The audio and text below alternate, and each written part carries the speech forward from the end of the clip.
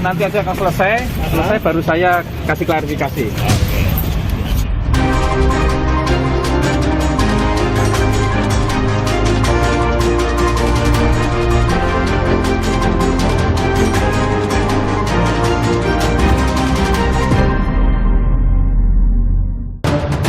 Temuan transaksi janggal 300 triliun rupiah di lingkungan Kementerian Keuangan menyeret Ditjen Pajak dan Bea Cukai. Polisi akan periksa 4 saksi untuk buktikan unsur perencanaan penganiayaan David Ozora. Tak menutup kemungkinan ada tersangka baru dalam kasus ini. Sidang putusan banding Verdi Sambo dibacakan 12 April mendatang secara terbuka. Akankah Sambo lolos hukuman mati? Halo saudara, laporan khusus yang berisi pilihan berita dari ruang redaksi akan mengisi waktu Anda selama 30 menit ke depan. Saya Mercy Tirayo, inilah berita pertama. Temuan kejanggalan harta mantan pejabat pajak Rafael Alun menjadi pintu terbongkarnya sederet harta fantastis pejabat lainnya. Transaksi mencurigakan 300 triliun rupiah di lingkungan Kementerian Keuangan yang menyeret Ditjen Pajak dan Bea Cukai itu diduga pencucian uang. Tapi sebenarnya saya kan ketika ngomongkan 300 triliun itu bicara tentang pencucian uang, bukan korupsi. Coba dibuka lagi semua. Ada transaksi aneh yang melibatkan sekian ratus pegawai Kementerian Keuangan, ya, yang diduga sebagai pencucian uang, bukan korupsi. Saya juga ingin tahu supaya saya tahu siapa saja yang makin terlibat sehingga pembersihan kita juga lebih cepat.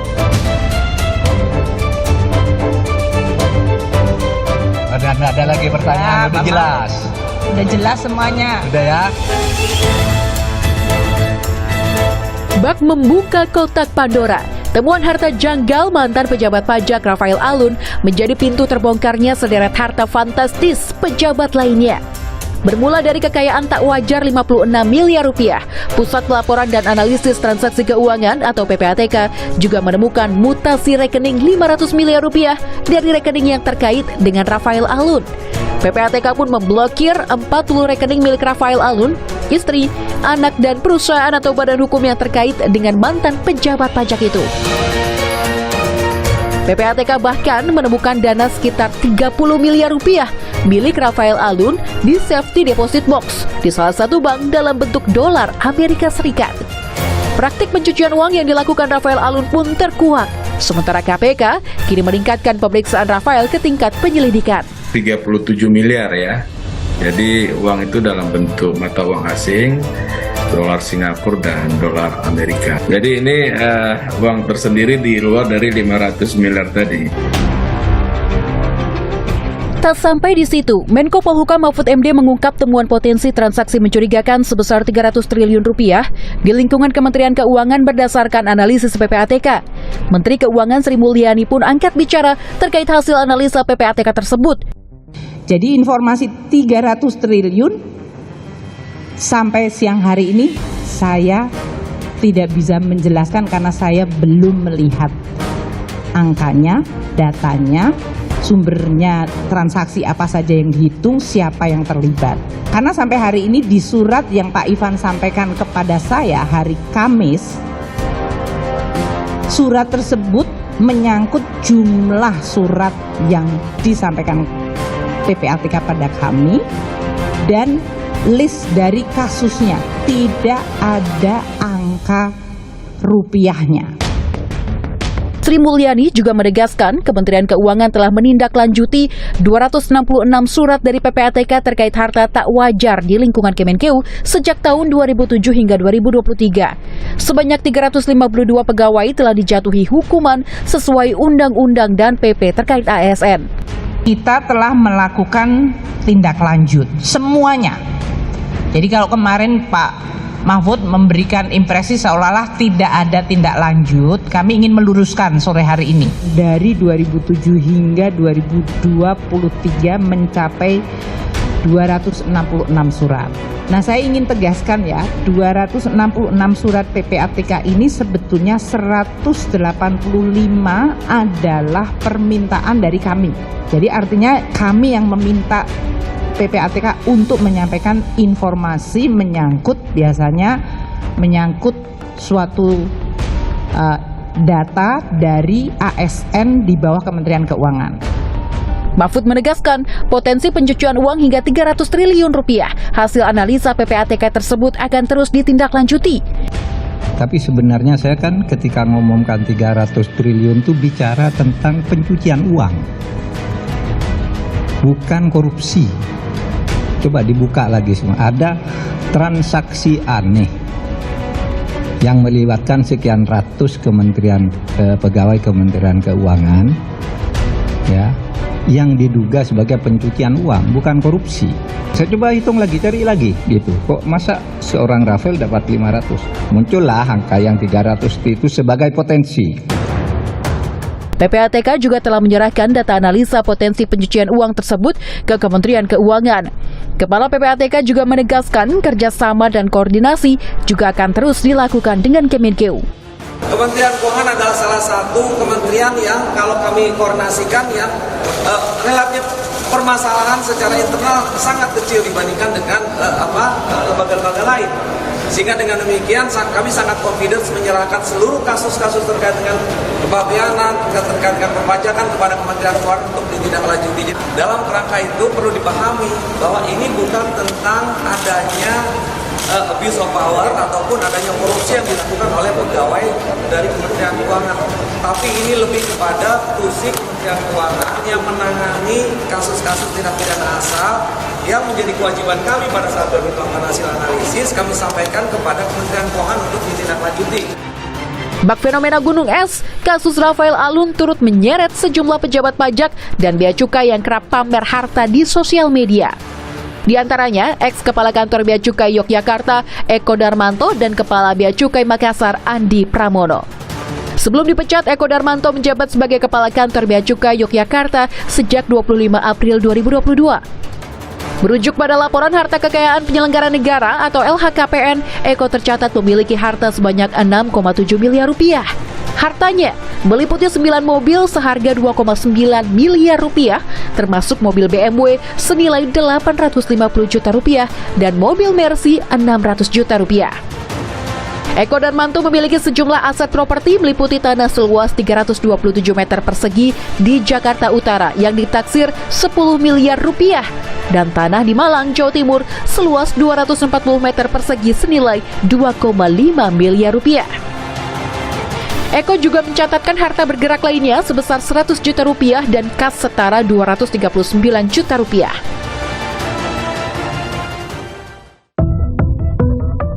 Harta tak wajar senilai 13 miliar rupiah milik Kepala Bea Cukai Makassar Andi Pramono juga menjadi sorotan. Berdasarkan LHKPN tahun 2022, Andi melaporkan 15 aset tanah dan bangunan di berbagai wilayah dengan total nilai 6,9 miliar rupiah. Kemudian, ia juga memiliki 9 mobil dan 4 motor dengan total nilai 1,8 miliar rupiah.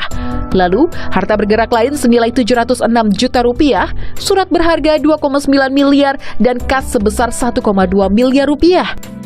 Andi Pramono menjalani pemeriksaan Itjen Kemenkeu sejak pekan lalu dan menghadapi pemeriksaan Komisi Pemberantasan Korupsi atau KPK untuk klarifikasi hari ini. Nanti aja akan selesai baru saya kasih klarifikasi. Temuan kejanggalan harta Andi Pramono bermula dari sorotan gaya hidup mewah anak dan istrinya yang viral di media sosial. Dalam sebuah postingan, warganet menyoroti pakaian bermerek yang kerap dipamerkan anak Andi Pramono serta rumah mewah di kawasan Cibubur yang diduga miliknya.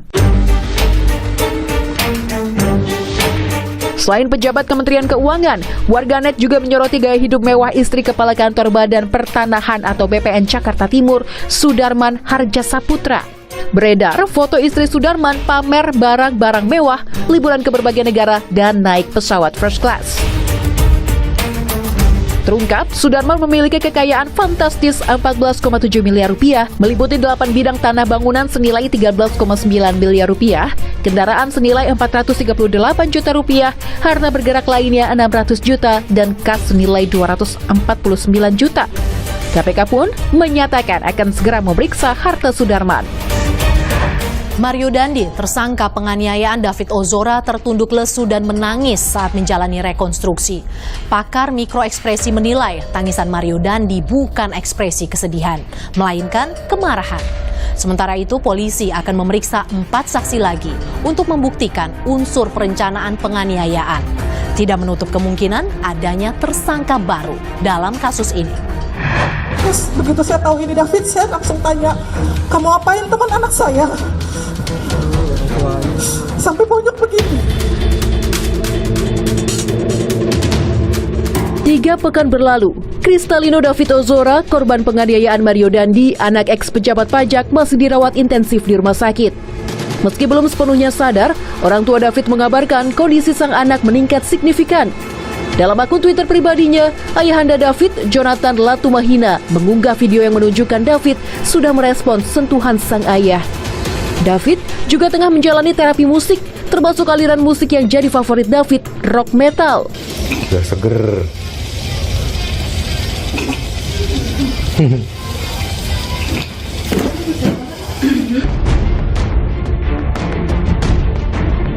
Dukungan untuk David Ozora pun terus berdatangan. Tak hanya itu, Kapolda Metro Jaya Irjen Pol Fadil Imran juga mendatangi David dan keluarga di rumah sakit. Fadil Imran berjanji, polisi akan menyelesaikan kasus penganiayaan David secara maksimal. Polda Metro Jaya dari awal di bawah kepemimpinan saya berkomitmen untuk menyelesaikan kasus ini dengan seadil-adilnya. Sementara itu, Jumat lalu, tersangka Mario Dandi Satrio dan Shane Lucas menjalani rekonstruksi penganiayaan David di TKP Perumahan Green Permata, Jakarta Selatan. Sementara pelaku AG diwakili pemeran pengganti. Tak seperti saat penetapan tersangka, Mario kerap tertunduk lesu hingga mengusap air mata saat rekonstruksi penganiayaan David Ozora. Namun, pakar mikroekspresi Monica Kumalasari menilai tangisan Mario Dandi saat rekonstruksi penganiayaan David bukan ekspresi kesedihan, melainkan kemarahan. Walaupun kita melihat ya ada tangisan ya, kemudian Mario berusaha untuk menutup dengan tangannya seperti itu ya, tetapi tangisan ini belum berarti seseorang itu menangis itu karena sedih ya. Tangisan bisa muncul ketika seseorang merasakan emosi yang dominan ya, emosi yang sangat intens. Belum tentu juga ini karena suatu kesedihan, tetapi ketika seseorang marah ya dengan intens, bisa juga marahnya sambil nangis. Terdapat 40 adegan yang diperagakan oleh Mario Dandi, Shane Lucas, dan pemeran pengganti AG serta saksi-saksi. Mulai dari adegan Mario menyuruh David push up dan sikap tobat, hingga selebrasi gol ala pesepak bola Cristiano Ronaldo yang dilakukan Mario Dandi usai menganiaya David hingga tak sadarkan diri. Pelaku AG yang sebelumnya mengaku syok dan mengaku sudah mengingatkan Mario agar tidak menganiaya David, dalam rekonstruksi justru terungkap berperan merekam penganiayaan David Ozora. AG bahkan sempat merokok saat David melakukan sikap tobat. Kekejian Mario terhadap David akhirnya dihentikan saksi N, ibu teman korban David Ozora. Pelaku, saya tanya, siapa kamu? Ngapain kamu di sini? Saya pemilik rumah itu. Kamu tamu nggak diundang, kamu ngapain di sini? Terus begitu saya tahu ini David, saya langsung tanya, kamu apain teman anak saya? Sampai bonyok begini. Dia bilang, ini melecehkan adik saya, Tante. Menurut keterangan saksi N, tak ada upaya pertolongan dari para tersangka untuk David Ozora. Saksi N pun mengungkap pelaku anak AG tak menolong David sesuai permintaannya. Adegan ini membantah keterangan AG yang mengaku sempat memberi pertolongan kepada David Ozora. Ibu, kemudian pada saat momen ini Ibu saksi N meminta kepada anak AG dengan ucapan seperti ini. Boleh kamu tolong kasih kepada kami ke bawah tangan saya. tolong kamu bantu kasih paha kamu di bawah kepala seperti bantal, di bawah tangan saya seperti bantal. Tapi anak AG diam saja, hanya membantu dengan menggunakan tangan. Silakan tangannya. Ya, silakan momen ini diambil. Di sini ada ucap. Psikolog forensik Reza Indragiri menyebut ada 4 klaster peran tersangka dalam kasus penganiayaan berencana David Ozora. Reza menilai pelaku anak AG diduga berperan aktif dengan merekam penganiayaan David. Psikologi forensik memilah para pelaku kejahatan itu ke dalam 4 klaster. Di klaster pertama adalah pelaku yang melakukan konfrontasi langsung dengan sasaran atau targetnya. Yang di klaster kedua adalah pelaku yang tidak berkonfrontasi, tetapi dia membangun narasi, dia membangun perencanaan. Di klaster ketiga adalah pelaku yang menyediakan sumber daya, memasok kebutuhan-kebutuhan yang harus ada ketika pelaku pertama, yaitu orang yang akan berkonfrontasi langsung dengan korbannya, akan beraksi sesuai dengan rencana mereka. Penyediaan sumber daya. Itu klaster yang ketiga. Dan klaster yang keempat adalah pelaku yang belakangan ini populer disebut sebagai pelaku perintangan penyidikan. Tidak berkonfrontasi, tidak membangun narasi maupun perencanaan, tidak menyediakan sumber daya, tetapi merintangi proses penyidikan alias obstruction of justice. Tidak tertutup kemungkinan akan ada tersangka yang memiliki status majemuk. Mungkin dia ada di klaster 1 sekaligus klaster 2 dan mungkin juga klaster 3 dan seterusnya. Kalau dalam rekonstruksi kan disebutkan AG ini merekam penganiayaan yang dilakukan oleh Mario. Nah, kalaulah dia melakukan aksi perekaman, maka paling tidak saya bayangkan dia masuk barangkali di klaster ketiga, yaitu ada sumber daya tertentu yang dia manfaatkan tanpa berkonfrontasi langsung dengan target, yaitu Ananda David. Setelah menggelar rekonstruksi, polisi akan memeriksa 4 saksi lagi untuk membuktikan unsur perencanaan Mario Dandi dan tersangka lain. Pasalnya, polisi menemukan fakta Mario memberitahu rencana penganiayaan ke beberapa orang. Sidang putusan banding mantan Kadif Propam Polri Verdi Sambo dibacakan 12 April mendatang secara terbuka. Nama Singgi Budi Prakoso ditunjuk sebagai hakim ketua. Singgi pernah menjatuhkan putusan banding Jaksa Pinangki dari 10 tahun menjadi 4 tahun penjara atas kasus korupsi dan pencucian uang. Akankah Sambo lolos dari hukuman mati? Pengadilan Tinggi DKI Jakarta menjadwalkan sidang putusan banding mantan Kadif Propam Polri Verdi Sambo secara terbuka pada Rabu 12 April mendatang. Putusan banding tersebut menentukan nasib Verdi Sambo setelah vonis mati atas kasus pembunuhan berencana Brigadir Nofriansyah Yosua Huta Barat. Permohonan banding atas putusan Pengadilan Negeri Jakarta Selatan dari para terdakwa Verdi Sambo dan kawan-kawan sudah masuk. Ada 4 berkas ke Pengadilan Tinggi sudah masuk, dijadwalkan oleh Majelis Hakim. Putusannya akan dibacakan pada hari Rabu tanggal 12 April tahun 2023 di gedung Pengadilan Tinggi DKI Jakarta. Tim penasihat hukum Verdi Sambo mengajukan banding 3 hari pasca Ketua Majelis Wahyu Imam Santoso menjatuhkan vonis mati pada 13 Februari lalu. Menjatuhkan pidana kepada terdakwa tersebut oleh karena itu dengan pidana mati. Langkah banding pun menjadi upaya Sambo agar lolos dari vonis mati. Guru Besar Fakultas Hukum Universitas Jenderal Sudirman Hipnu Nugroho menilai terbuka kemungkinan hukuman Verdi Sambo menjadi lebih ringan dari vonis mati Majelis Hakim Pengadilan Negeri Jakarta Selatan. Hipnu menyebut tim penasihat hukum Sambo akan berusaha menghadirkan saksi dan menjelaskan tafsir hukum pasal pembunuhan berencana guna meringankan hukuman Sambo. Bahwa Sambo CS punya celah untuk mendapatkan vonis yang lebih ringan? Semua masih berharap, Mbak. Jadi Sambo masih berusaha sepenuhnya untuk mendapatkan suatu hukuman yang lebih ringan. Paling tidak seumur hidup, atau paling tidak diinginkan adalah 20 tahun. Usaha yang terus dilakukan oleh Pak Sambo, baik dengan saksi yang dihadirkan, ataupun tafsir hukum tentang 340. Jadi masih dimungkinkan, Mbak, dalam suatu peradilan ini bahwa apa yang dilakukan oleh penasihat hukum itu semaksimal mungkin. Karena berpikir bahwa bagaimana juga dia mencari hukuman yang paling ringan di antara dakwaan yang pasal 340. Atau kalau mungkin bisa pasal 338, tapi agaknya sulit, Mbak. Risiko karena peradilan kita itu juga tidak lepas dari institusi masyarakat. Pada sisi lain, putusan banding Sambo tak menutup kemungkinan dapat menguatkan vonis mati yang dijatuhkan Majelis Hakim Pengadilan Negeri Jakarta Selatan. Sepanjang bukti yang diajukan oleh penasihat hukum bernilai atau tidak, mempunyai kekuatan hukum atau tidak. Kalau memang tidak, putusan pengadilan banding nanti akan menguatkan apa yang dilakukan oleh putusan pengadilan negeri. Tak hanya Ferdi Sambo, keputusan banding 3 terdakwa kasus pembunuhan Yosua lainnya, yaitu Putri Chandrawati, Ricky Rizal, dan Kuat Ma'ruf, juga akan digelar terbuka pada 12 April mendatang. 5 hakim Pengadilan Tinggi DKI Jakarta ditunjuk untuk menangani perkara banding Sambo CS. Nama Singgi Budi Prakoso ditunjuk sebagai hakim ketua dalam sidang banding Sambo CS. Sebelumnya, Singgi Budi Prakoso pernah menjadi hakim di Pengadilan Tinggi Semarang.